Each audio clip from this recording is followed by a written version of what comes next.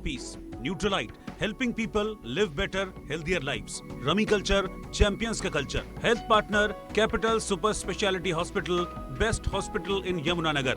Gaba Hospital, Yamunanagar, a multi-speciality center.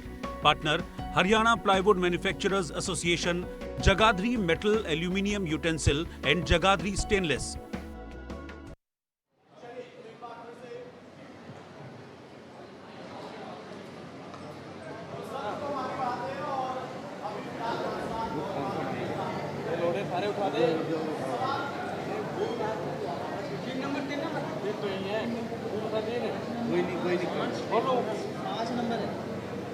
जी हाँ, लगातार India news Haryana का यमुनानगर मंच आप देख रहे हैं और मंच पर प्रदेश के कैबिनेट मंत्री, शिक्षा मंत्री कंवरपाल गुर्जर हमारे साथ स्टेज पर मौजूद है। सर, कैसी चल रही है सरकार आपकी? कहाँ चल रही है? बढ़िया, माइक में बताइए, पूरा प्रदेश सुन रहा है आप। देखिए, सरकार बहुत बढ़िया चल रही है और जिस निष्पक्षता के साथ इस सरकार ने काम किए वो आज तक किसी को उम्मीद भी नहीं थी कि कोई सरकार इस निष्पक्षता के साथ भी काम कर सकती है जिस निष्पक्षता के साथ वर्तमान सरकार आदरणीय मनोहर लाल जी के नेतृत्व में काम कर रही है। नहीं, लोग परेशान दिख नहीं रहे हैं आपको? नहीं, लोग कहीं परेशान नहीं है, लोग खुश हैं। और अभी जनसंवाद के कार्यक्रम में काफी करके आया तो मुझे कहीं इस प्रकार की कोई परेशानी नहीं दिखी वहाँ। नहीं, समस्याएं, मैं ये नहीं कह रहा कि समस्याएं नहीं है, समस्याएं हैं। जैसे परिवार पहचान पत्र बना, तो परिवार पहचान पत्र में सही है कि 5% लोग हैं ऐसे जिनका किसी ना किसी वजह से वो रह गए, उनका जो बीपीएल कार्ड था वो नहीं बढ़ाया, उनकी आमदन ज्यादा लिखी गई बेचारों की। लेकिन हमने पोर्टल को चालू रखा, उसमें ऐसा नहीं बंद किया, वो दोबारा उसको ठीक करवा सकते हैं। ऐसी बहुत सी चीजें हैं जो थोड़ी बहुत ही परेशानी होती है, लेकिन लोग इस बात से सेटिस्फाई हैं कि उन्हें कहीं नहीं जाना पड़ा। मान लीजिए उनका नहीं, जाना तो पड़ रहा है, ठीक करवाने जाना पड़ रहा है, बार बार चक्कर काटने पड़ रहे हैं। कैसी बात कर रहे हैं आप? जाना नहीं पड़ रहा। 95% लोग ऐसे हैं जिनको घर बैठे अपना बीपीएल कार्ड मिला, घर बैठे उनको आयुष्मान कार्ड मिला, घर बैठे उनकी पेंशन लगी।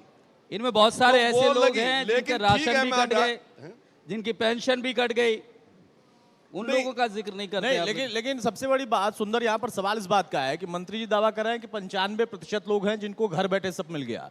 तो ये विपक्ष के लोग क्या वो उन 5% लोगों के सहारे कह रहे हैं कि सबसे बड़ा मुद्दा बन जाएगा पोर्टल वाला मुद्दा, ऑनलाइन वाला मुद्दा? क्या वो सिर्फ 5% ऐसे हैं जो कि विपक्ष का सहारा है? देखिए, पोर्टल बिल्कुल भी मुद्दा बढ़ने वाला नहीं है। अब विपक्ष जो है वो पोर्टल को इसलिए मुद्दा बना रहा कि थोड़ी सी अगर जो बड़ी उम्र के लोग हैं उनको चलाने में दिक्कत है, इसलिए मुद्दा बना रहा। लेकिन पोर्टल जो है वो जनता के लिए अच्छा है, वो निष्पक्षता का प्रतीक है।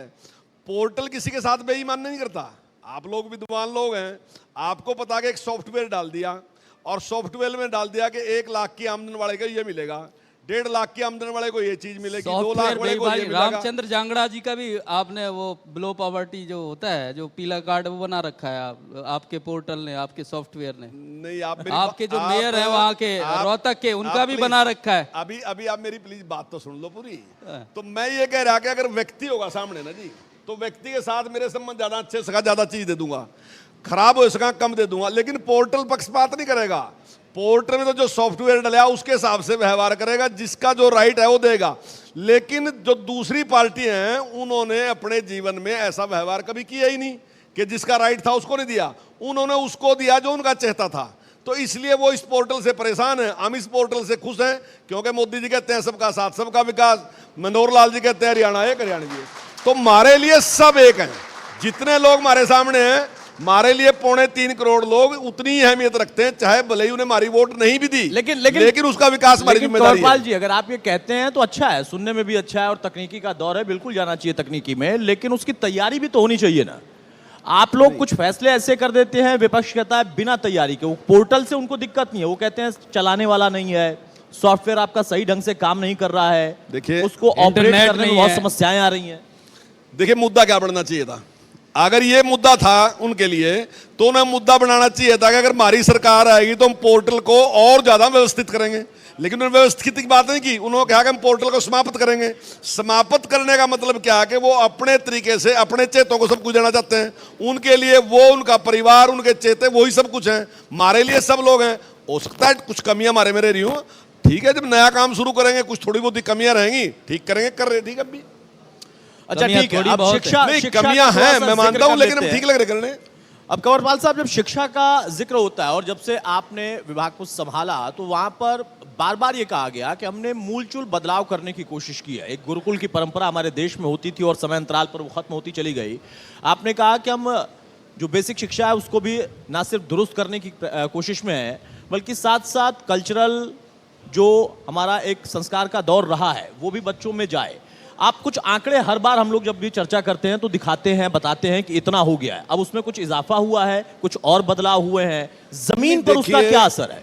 देखिए, जो नेशनल एजुकेशन पॉलिसी आई, ये कोई हमने नहीं, उन्होंने ही बदलाव किया।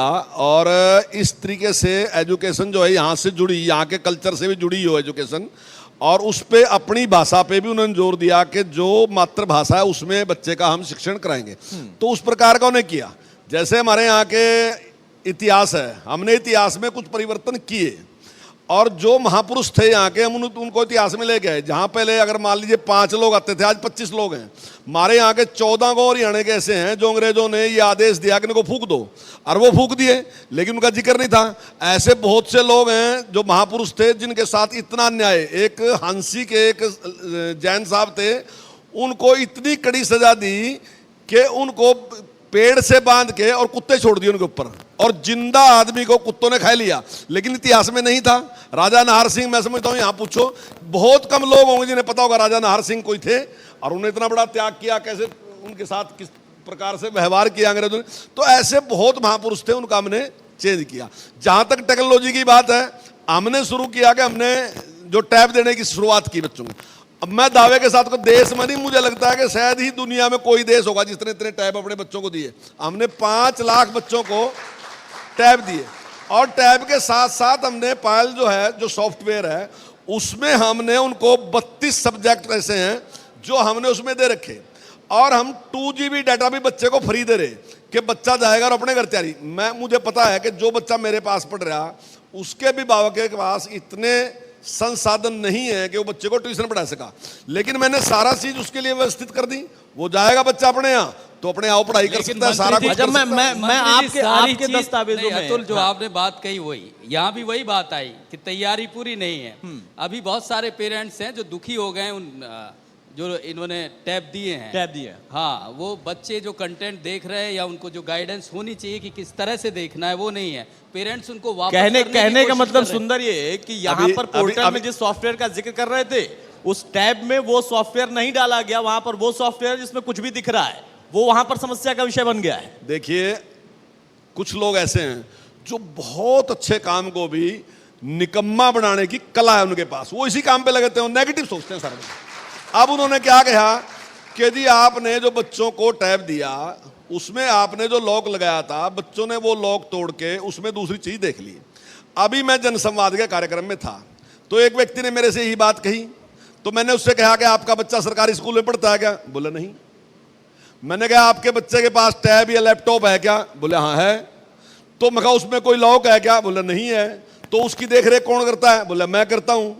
तो भाई मैंने भी टैब उपलब्ध कराया बच्चे को, मैंने उसमें लॉक का भी सिस्टम रखा, तो उसके बाद जिम्मेदारी किसकी है? माँ बाप की नहीं है? मैंने इतनी सुविधाएं दे दी उसमें सारा कुछ, तो ये माँ बाप की जिम्मेदारी है कि थोड़ा ध्यान वो भी रखे ना उसपे, कि भाई मेरा बच्चा क्या चीज देख रहा है, ये तो उसकी भी जिम्मेदारी है। तो इसको खराब करने की। और दूसरी बात मैं आपसे बताऊं, एक मिनट, दूसरी बात भी सुन लो अभी मेरी। जितना डराने का प्रयास कर रहे हैं ऐसा कुछ नहीं है।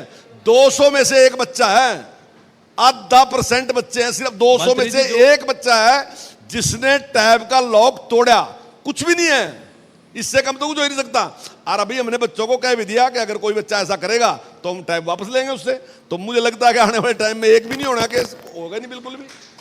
मतलब मंत्री जी टैब देंगे, जिम्मेदारी माता पिता भी निभाएं, आप ये बिल्कुल माता पिता की जिम्मेदारी नहीं, बच्चे की जिम्मेदारी माता पिता की है, टैब तो उसके साथ है। ठीक है, यानी अन्य गतिविधियों में वो ना फंसे। लेकिन अतुल- अच्छा सुंदर, एक चीज मैं देख रहा था, मंत्री जी बहुत सारे डाटा लेके आए हैं और उसमें एक चीज है अन्य गतिविधियां। ये अन्य गतिविधियां क्या हैं? नहीं, ये तो काफी कुछ है हमारा। जैसे मॉडर्न संस्कृत स्कूल हमने खोले, पहले 22 थे, हमने 147 खोले। ऐसे ही मॉडर्न संस्कृत स्कूल हमने 5वीं तक के खोले, जो 1419 हैं, जो पहले लगभग 0 थे। पीएम श्री स्कूल जो हमने खोले वो 124 अभी हमने शुरू कर दिए। क्लस्टर स्कूल जो हैं वो थे तो पहले, ऐसा नहीं है कि हमने खोले, पहले क्लस्टर थे, लेकिन जो 1415 हैं उनमें हमने साइंस स्ट्रीम दी। हमारे लिए समस्या क्या रही थी कि सबसे बड़ी समस्या थी कि साइंस के कहीं बच्चे नहीं थे, कहीं टीचर नहीं थे। तो इस प्रकार की एक समस्या थी, वो ठीक तरीके से हो नहीं रहा था। तो हमने क्लस्टर स्कूल जो है उसमें ही साइंस दी, ताकि बच्चे भी पूरे हो और टीचर भी पूरे हों।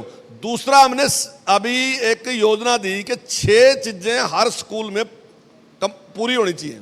जैसे स्कूल का रास्ता वो पक्का होना चाहिए, उसकी 4 दीवारी वो होनी चाहिए, उसमें पीने का पानी की व्यवस्था बहुत अच्छी होनी चाहिए, उसमें शौचालय बहुत अच्छा होना चाहिए, उसमें ड्यूल डेस्क होना चाहिए, उसका प्लेग्राउंड जो है वो ठीक होना चाहिए। हमने 27 ब्लॉक जो हैं उनमें अभी तक काम कर लिया। ये आपके यमुनानगर जिले में हो गया पूरा, और 27 ब्लॉक सिविल वर्क। यमुनानगर का सिविल वर्क सारा लगभग पूरा है गया, यहाँ सारा का सारा हो चुका है। और करनाल में सारा ड्यूल डेस्क का वर्क पूरा लिया। और अब की बार हमारा टारगेट है कि इस साल में हम पूरे हरियाणा में प्रयास करेंगे कि सारा का सारा हम इसको शुरू करें। दूसरा, स्कूल अपग्रेड करने की बात है। हमने 601 स्कूल जो 8वीं से 12वीं या 10वीं से 12वीं 601 स्कूल हमने अपग्रेड करने का काम किया। ऐसे ही लड़कियों को सेल्फ डिफेंस की, उसके लिए हमने 1 लाख से ज्यादा लड़कियां हमारी ऐसी हैं जिनको हम लक्ष्मीबाई, महारानी लक्ष्मीबाई के नाम से आत्मरक्षा की ट्रेनिंग दे रहे, वो मैंने लिखा। ऐसे ही समर वेकेशन में हम बच्चों को, काफी बड़ी संख्या है, 2000 से ज्यादा बच्चे हैं जिनको हम बाहर ट्रिप कराते हैं। तो इतना सब तो मुझे लगता है कि दिल्ली वाले जो सरकार वाले हैं उनके पास भी मॉडल नहीं होगा जितने मॉडल आपके पास हरियाणा में है। नहीं, देखिए दिल्ली जो है ना जी, उन्होंने एडवर्टाइज की बड़ी भारी जिम्मेदारी दे रखी। सारा दिन वो कुछ ना कुछ लिखते रहेंगे। अब साहब पैसे दे के कुछ भी लिखवा लो।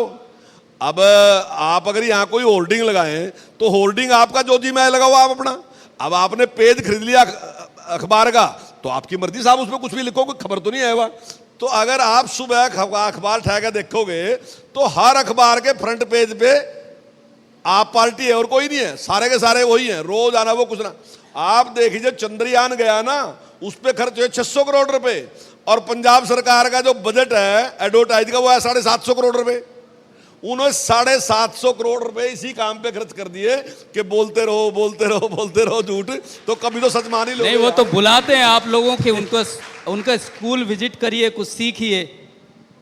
आप लोगों को तो वो खुला निमंत्रण देते हैं। देखो, मैं छांट के आपको स्कूल नहीं बता सकता। ये उनका प्रोग्राम क्या है कि जैसे कुछ कम्युनिस्ट देश थे ना, अगर आप किसी से पूछो कोई रसिया गया हो ना, तो वो कहते थे ये देख लो ये देख लो ये देख लो। अगर आपने कहा मैं ये देखूं, बोले ये नहीं देख सकते ये नहीं देख सकते ये नहीं देख सकते। तो वहां यही है, हर स्कूल विजिट कर सकते हैं। आप दिल्ली रहते हैं, आप ही जाएगा देख लो, वो आपको वही देखने देंगे जो उनकी सरकार ने कहा कि ये दिखाना, दूसरा नहीं दिखाएंगे। मैं आपको निमंत्रण दे रहा कि आपका जो जी में है वो देखो। मैं कहता हूं कि 100 स्कूल में विजिट करो। मैं ये नहीं कह रहा मेरे 100 के 100 बढ़िया होंगे, पर मैं दावे के साथ कह रहा कि 90 को आप मानोगे कि मेरे बढ़िया से बढ़िया हैं। ठीक है, कहीं कहीं मेरे में भी कमी है। मेरे पास 15,000 स्कूल हैं, कहीं कमी भी है, मैं नहीं कह रहा। बच्चे भी हैं, कुछ स्टूडेंट्स भी हैं, आप चाहे कुछ सवाल भी हम चाहेंगे, देवीदास सवाल कर लीजिएगा। लेकिन सर एक बात बताइए, ये अभी विधायक जी से भी बात हो रही थी, प्लाईवुड इंडस्ट्री एक बहुत बड़ा कंसर्न है इस जिले का, है पूरे यमुनानगर को पूरी दुनिया में पहचान दी है। यहाँ से पलायन कर रहा है उद्योग, आपकी जानकारी में है? लोग जा रहे हैं यहाँ से? मेटल प्लाईवुड दोनों ही। देखिए, थोड़ी एक समस्या निश्चित तौर से आई। अब पहले इस पे कोई ध्यान नहीं था किसी का भी, लेकिन अब सरकार ये नहीं चाहती कि जो सब्सिडी का यूरिया है उसको कहीं इस्तेमाल इस प्रकार से किया जाए।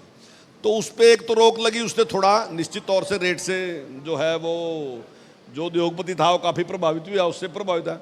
दूसरा क्या है कि इंडस्ट्री काफ़ी बड़ी संख्या में जैसे लगी यहाँ पे, तो उस हिसाब से माल की थोड़ी कमी आई, क्योंकि पहले जो बहुत मंदा आया था एक टाइम में ना जी, उसकी वजह से पॉपुलर उतनी संख्या में नहीं लगा।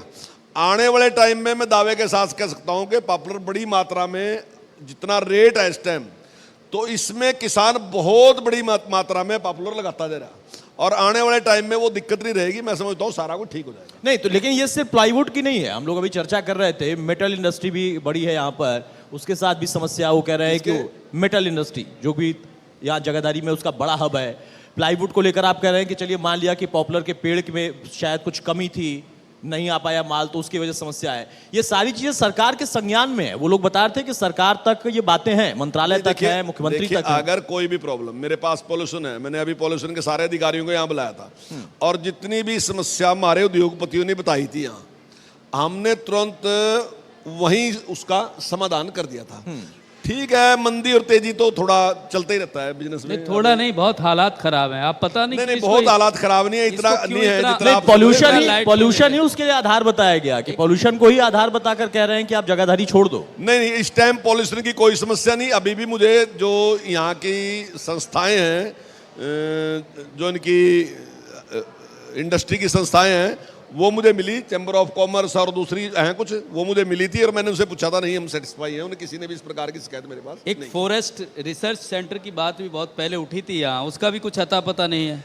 नहीं, फॉरेस्ट रिसर्च सेंटर क्या अता पता है बिल्कुल, और उसमें पहले काफ़ी जो था सफेदा लगा हुआ था, सफेदा वहाँ से सारा का सारा कट गया, और वो जगह हम उनको देंगे, और मुझे उम्मीद है कि इस साल के अंत तक हम वहाँ रिसर्च सेंटर स्थापित कर देंगे। इस साल में बना देंगे? मुझे उम्मीद है कि मार्च तक है साल, तो उस पे काम तो चल उसमें रहा है। मुझे उम्मीद है। नहीं, उसके लिए पैसा भी अलाट हो गया 50 करोड़ रुपया, और हमें उम्मीद है कि वो काम हो जाएगा अब की बार। जमीन सब सारी चीजें देख रखी हैं आप लोग? बिल्कुल बिल्कुल, जमीन भी पंचायत ने रेजोल्यूशन डाल दिया उसके पक्ष में। चलिए, ये बड़ी चीज़ है। अगर इस तरह की बात होती है तो ये यहाँ की इंडस्ट्री के लिए एक बड़ी चीज़ होगी। लेकिन अतुल, ये जिस तरह से राजनीति चल रही है, लगातार आप लोग कांग्रेस पे तो सवाल उठाते हैं कि इनके अंदर इतनी लड़ाई होती है, खुद से ही मुकाबला अपना कर लें, वही बहुत बड़ी चीज़ है, हमारा मुकाबला तो क्या करेंगे। लेकिन अभी चौधरी बीरेंद्र सिंह वो कह रहे हैं मेरी आवाज़ सुनो।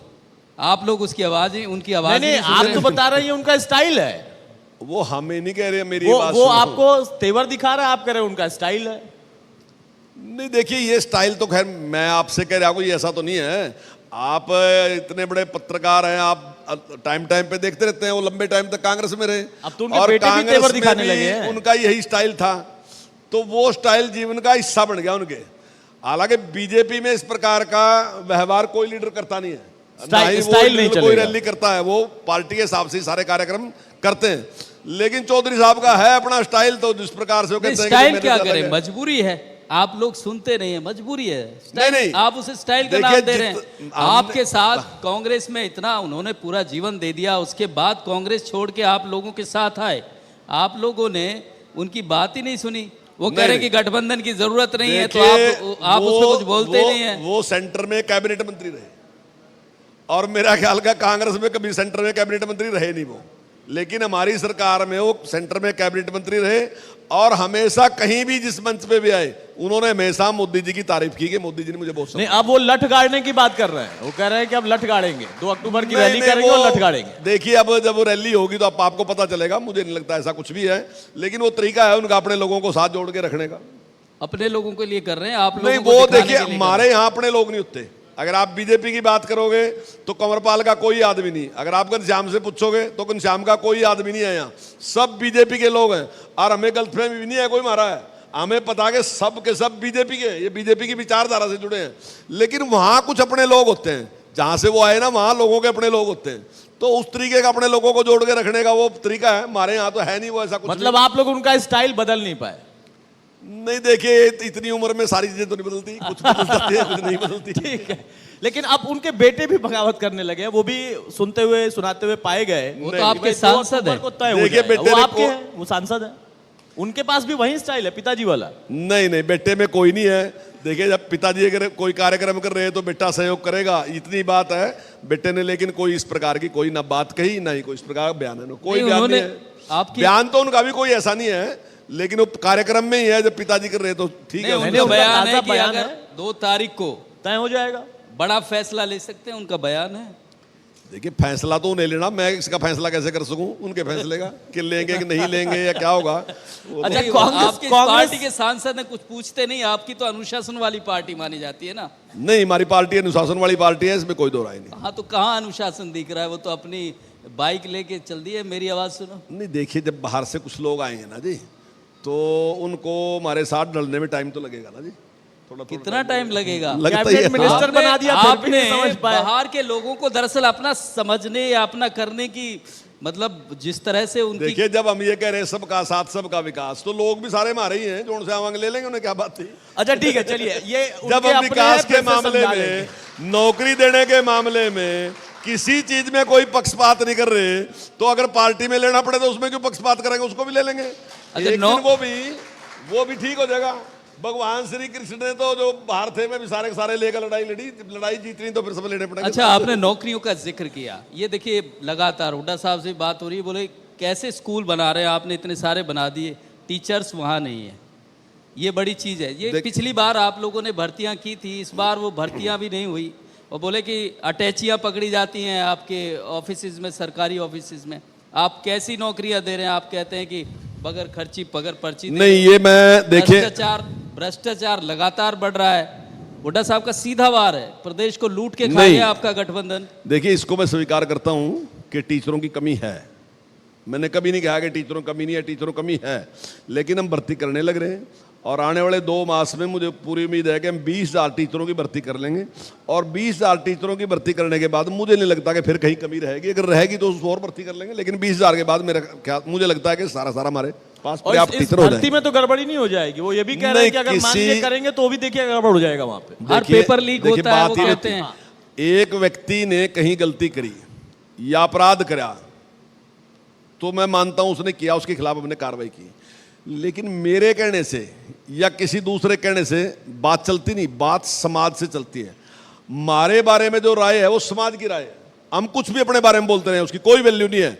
जब तक समाज ये स्वीकार नहीं करता कि सरकार सही है तो सही नहीं हो सकती, नहीं अब और समाज जब तक गलती नहीं तो गलती नहीं सकती। तो हमारे बारे में राय है समाज की। आप समाज में कहीं जाके पूछ लो तो कोई आपको ये नहीं करता कि सरकार में टैचे चलन थी, और पिछले वाली सरकार के बारे में पूछ लो तो सब कहेंगे टैचे चलन थी। पर ऐसा लग रहा है मंत्री जी, इस बार जो समाज की आवाज है ना, और जो बात है, आप उसको अनसुना कर रहे हैं।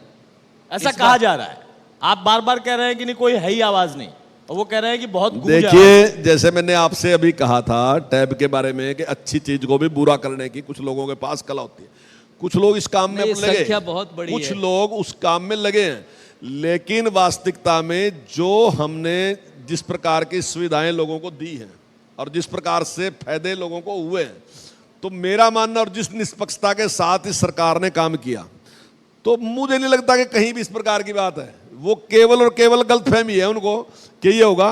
निश्चित तौर से मतदाता जो है वो बीजेपी के उल्टा पक्ष कहते में हैं, वो कहते हैं और कि मैं एक और- गलतफहमी आप एक- लोगों को है कि जनता एक- आपकी बात सुन रही है और मान रही है, जनता आपके काम से खुश है, ये आप मैं- लोगों की गलतफहमी है। मैं एक बात और कहता हूं, देखो उससे पहले मुझे पता नहीं कब कल क्या है क्या नहीं, लेकिन 1977 के चुनाव के बाद 2023 तक इस प्रकार से अगर कोई सरकार रिपीट हुई तो वो केली मनोहर लाल जी की सरकार है जो रिपीट हुई, नहीं तो कोई सरकार रिपीट नहीं हुई। नहीं, हुड्डा साहब भी तो 40 हुड्डा साहब सीटों के साथ आए थे। हाँ, हुड्डा साहब रिपीट तो हुए थे, लेकिन 67 पे से 40 पे आए, हम 47 थे 40 पे आए। कमी हुए, आप कहाँ ज्यादा हो गए? उनका परसेंटेज धरती तो में आप उतर भी गया। हुए ना। और हमारा परसेंटेज 3.5 आप- बढ़ा, आप- घटा नहीं है, हम 3.5% वोट बढ़े, घटे नहीं है।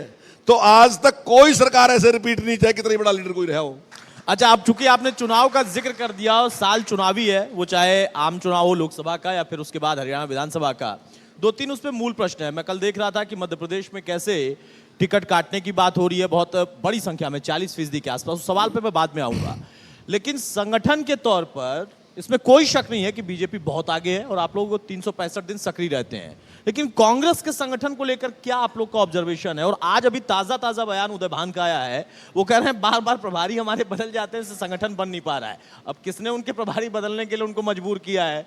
ये आप लोग तो नहीं कर देते हैं कि मतलब जानबूझकर वहां कुछ ऐसा करा देते हैं, उनके प्रभारी बदल जाते हैं, फिर आप कुछ दिन शांत बैठ जाते हो? बीजेपी चलो कुछ भी उलझे कर रहे सकती इसी है। में। नहीं देखिए, मोदी है तो मुमकिन है। वहां उसका एक नाम है कांग्रेस पार्टी, लेकिन पार्टी वार्टी कुछ नहीं है वहां। व्यक्ति जो है वो व्यक्ति हैं सब कुछ, उनका अपना अपना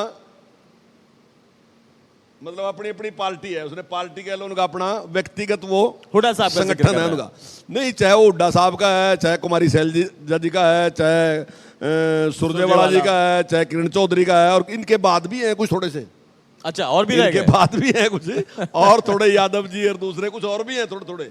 ऐसी बात नहीं यहाँ के खत्म नहीं होते, कुछ और भी हैं। तो इन लोगों का अपना संगठन है। अगर मान लो जब कांग्रेस की सरकार थी ना, तो आपने देखा कि कुमारी शैलजा का एमपी होने की वजह से यहाँ कोई काम नहीं होता था। मतलब सड़क मंजूर भी सारे कुछ हो लिए, लेकिन सड़क पे काम नहीं लगा बिल्कुल भी। और भी आपने देखा सड़कों का बुरा हाल था कि यहाँ से जो सहारनपुर रोड जाओ उस पर जा ही नहीं था आदमी, यहाँ से जो पोंटा साहब रोड जाओ उस पर इतनी बुरी हाल थी कि लोग खेतों के बीच में से निकले। तो इस तरीके का हाल था। तो भले ही कांग्रेस की थी, लेकिन कांग्रेस में भी क्योंकि उसकी मनपसंद नहीं थी इसलिए वो द्वेष रखते हैं। तो वहां अपना अपना है सबका, तो वहां पार्टी पुर्टी कुछ नहीं। लेकिन वहां पर ये भी कहा जा रहा है कि वहां पर अगर मान लीजिए अपना अपना है, तो एक नाम ऐसा है जिसका खुद का अपना होना आप लोगों के लिए भारी पड़ सकता है। और उन्होंने करके पिछले चुनाव में दिखाया। समय कम मिला लेकिन सीटें बढ़ा दी उन्होंने, हुड्डा साहब। नहीं, ठीक है। मैं देखो हुड्डा साहब ने सीटें बढ़ाई, मैं इसमें कोई वो नहीं कहता कि सीटें बढ़ी हैं, लेकिन सत्ता तक पहुंचने के लायक सीटें नहीं मिलने वाली हमें। ये तो आप भी नहीं पहुंच पाए थे। नहीं, हाँ ये ठीक है, पर उनसे ज्यादा थे हम हमने बनाई सरकार, ठीक है, हमने सरकार सहयोग अच्छी लिया। नहीं चलाई आप लोगों ने, है जी? सरकार अच्छी नहीं चलाई ना पिछले, तभी तो कम हो गई 7 सीटें आप। नहीं, मैंने ये कहा कि आज तक 1977 से आज तक इस प्रकार से कोई सरकार रिपीट हो ही नहीं है। केवल मनोहर लाल जी की सरकार है जो रिपीट हुई, कोई सरकार आज तक रिपीट नहीं। हुड्डा साहब की सरकार रिपीट हुई, लेकिन परसेंटेज बहुत डाउन गई। हमारा परसेंटेज 3.5% बढ़ा, वो ठीक है कि हमें बहुमत नहीं मिला। अच्छा, अजय सिंह चौटाला का ताजा बयान आया है, चूंकि उनकी पार्टी ने अभी राजस्थान में कदम बढ़ाना शुरू कर दिया है, रैली भी की है। उन्होंने कहा कि जनता तय करेगी कि मुख्यमंत्री का दावेदार कौन होगा। ये सवाल मैं इसलिए पूछ रहा हूं क्योंकि आप लोग कांग्रेस पर बार बार हमलावर होते हैं कि वहां पर इतने मुख्यमंत्री के दावेदार हैं कि वो उसी में उलझे हुए हैं। अब ये बात कहीं ऐसा तो नहीं कि उन लोगों ने आप लोगों पर भी डालना शुरू कर दिया है कि वो फूट जो आप उधर डाल रहे थे वो आपके यहाँ ही डालना शुरू कर दें? नहीं, हमारे यहाँ ये फूट कभी नहीं डल सकती। हमारे यहाँ सरकार बहुत मजबूत है, हमारी लीडरशिप बहुत मजबूत है, क्योंकि वहाँ लीडरशिप का काल पड़ गया। वहाँ लीडरशिप नहीं है। जब तक श्रीमती इंदिरा गांधी थी, तब तक पंडित जवाहरलाल नेहरू जी थे, जब तक इस प्रकार की लीडरशिप थी तो वहाँ भी इस प्रकार का कुछ नहीं होता था। लेकिन अब क्या गया कि लीडरशिप समाप्त होगी, लीडरशिप नहीं रही, तो इसलिए ये स्थिति। आप लोगों हमारे यहाँ बहुत मजबूत लीडरशिप है और कोई कल्पना भी नहीं कर सकता अनुशासनहीनता की। और हमारे यहाँ छूट भी बहुत है बातचीत करने की। दीपेंद्र हुड्डा जी एक बयान दे रहे थे पिछले दिनों सोनीपत में, कह रहे थे कि ये आप हमसे सवाल करते हो, उनसे पूछ लीजिए विज साहब किधर जाते हैं, धनखड़ साहब किधर जाते हैं, सरकार कहाँ जाती है। चौधरी वीरेंद्र की तो अभी बात कर ही चुके हैं। धनखड़ साहब भी किधर जाते हैं कभी कभी? नहीं, धनखड़ साहब ने ऐसा क्या किया? नहीं, ठीक है, वो पार्टी के माननीय अध्यक्ष हैं और बहुत मेहनत कर रहे हैं वो संगठन को मजबूत करने के लिए। जिस प्रकार से मुख्यमंत्री जी की जो जिम्मेदारी सरकार चलाने की है, उनकी जिम्मेदारी पार्टी चलाने की है। पर सरकार से थोड़े से खफा से दिखते हैं, ऐसा कहना है। नहीं, वो आपको दिखते हैं, वैसे हैं नहीं। और राव साहब राव इंद्रजीत नहीं, कोई सरकार से खपा नहीं है, सब सरकार के साथ हैं। और आपके प्रभारी जो हैं, उनको जो आप लोगों ने जिम्मा दिया है, विप्लव देव जी को, युवा हैं आप लोगों के सामने, लेकिन बड़ा उनका जिम्मा है। ये जो कांग्रेस के अंदर के प्रभारियों पर आप लोग मुस्कुरा देते हैं, आपके यहाँ पर भी कुछ मुस्कुराने के लिए मौके दिए जा रहे हैं, ऐसा कुछ है क्या चर्चा में? नहीं, विप्लव देव जी का बड़ा अनुभव है, मुख्यमंत्री रहे हैं वो और संगठन के व्यक्ति हैं। ये कोई जरूरी नहीं है कि उम्र के हिसाब से होता है। ठीक है, उम्र कम है लेकिन बहुत अनुभवी व्यक्ति हैं और अच्छा काम किया उन्होंने वहाँ अपने प्रदेश में, तो उनके अनुभव का लाभ उठाएंगे निश्चित तौर से।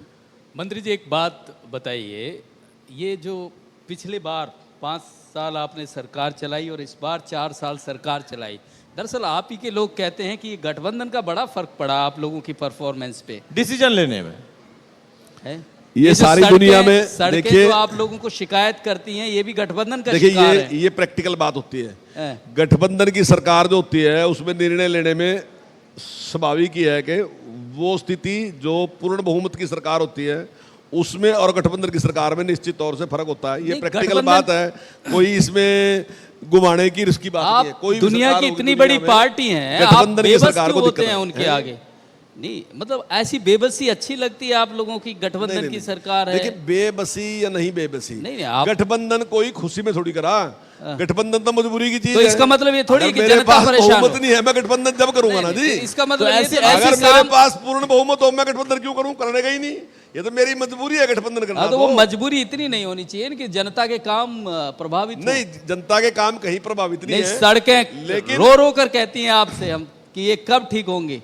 नहीं नहीं, आपकी पूरी सड़कें यमुनानगर का भी विधायक जी सड़कें मैं अरोड़ा जी से भी यही बात हो रही थी। आपके चैनल के माध्यम से कह रहा मैं हाँ। कि हमारी 80% सड़कें जो हैं वो 2 महीने के अंदर अंदर सारी ठीक हो जाएंगी, और आने वाले 3-4 महीने में कोई सड़क की स्थिति अच्छा, एक चीज जो है, जब हरियाणा का हम जिक्र करते हैं, नंबर 1 हरियाणा की बात होती है, हुड्डा साहब भी दावा करते थे, कई बार हम लोगों की चर्चा में ऐसा हुआ कि नहीं हम चलाते भी थे, हमने कहा भाई आपने विज्ञापन दिया था हम चलाते थे, हम नहीं कहते थे कि वो नंबर 1 था कि नहीं था। आप भी उसको बनाने की कोशिश में है। कुछ हिस्से ऐसे हैं जब हम इधर आते हैं तो चंडीगढ़, पंचकुला, अंबाला इनका जिक्र करते हैं तो लगता है बहुत बढ़िया है। उधर दिल्ली एनसीआर जिधर हम हैं, फरीदाबाद, गुड़गांव, तो लगता है बहुत बढ़िया है। लेकिन यमुनानगर जो अपने आप में इतना महत्वपूर्ण स्थल है, वहां पर जगाधरी उसका इलाका, वहां पर यह स्थिति आप लोगों को नहीं लगता कि हाँ आपने कमोबेश इन हिस्सों को छोड़ सा दिया है?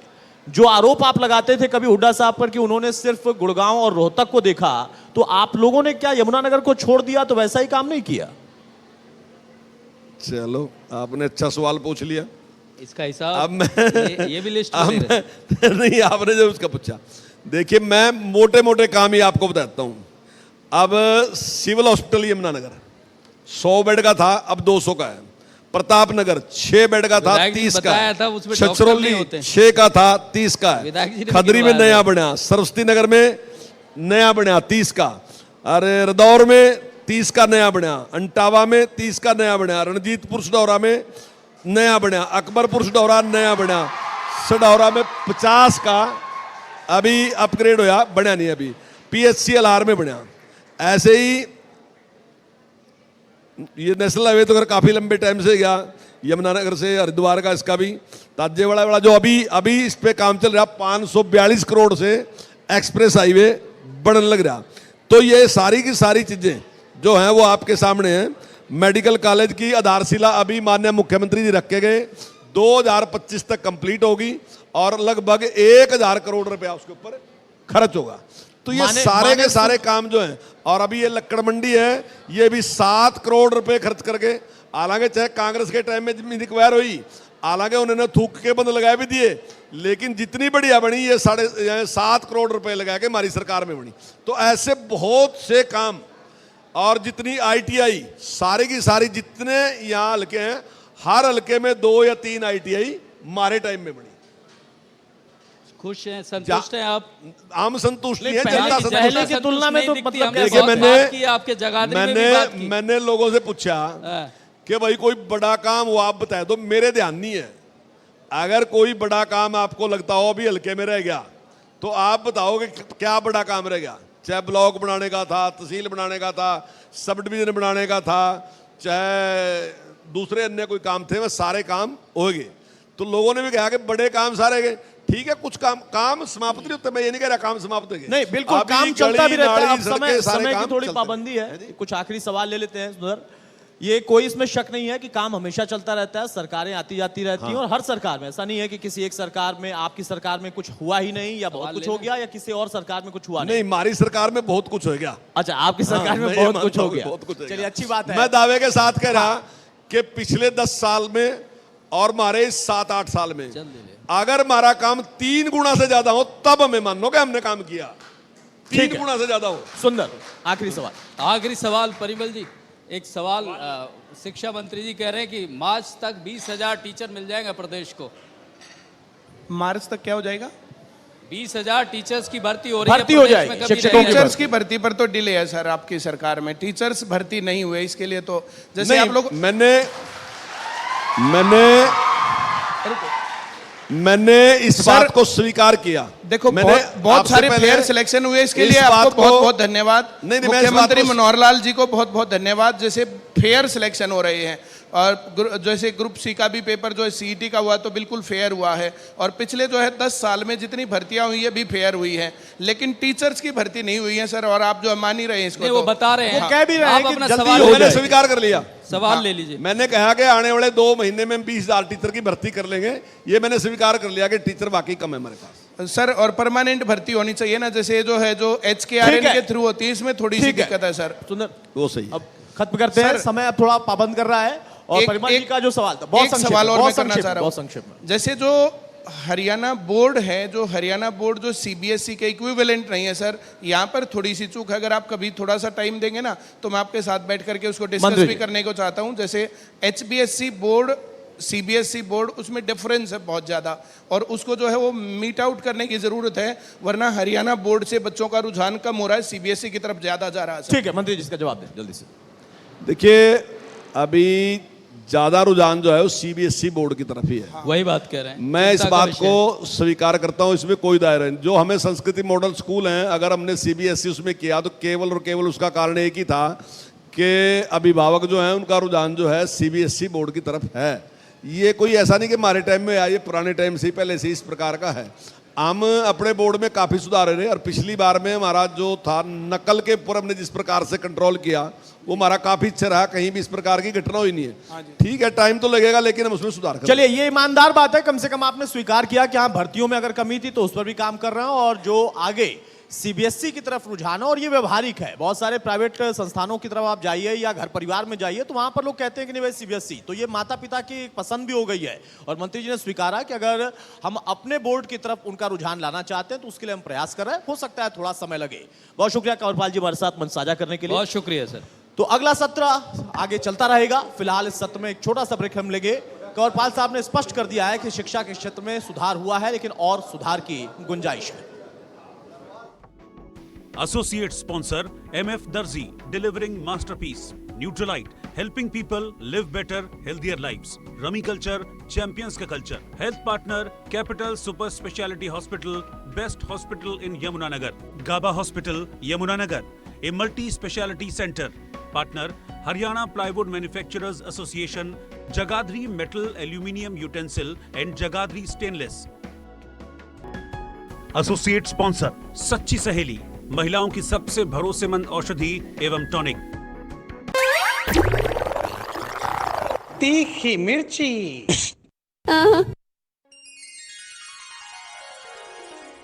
राजवीर रा ठीक से सब क्यों कर चिंता में बैठा है? के बताऊ ताऊ, बालका के दाखिले की फिक्र हो रही से। राजवीर क्यों फिक्र कर रहा है बालकों की?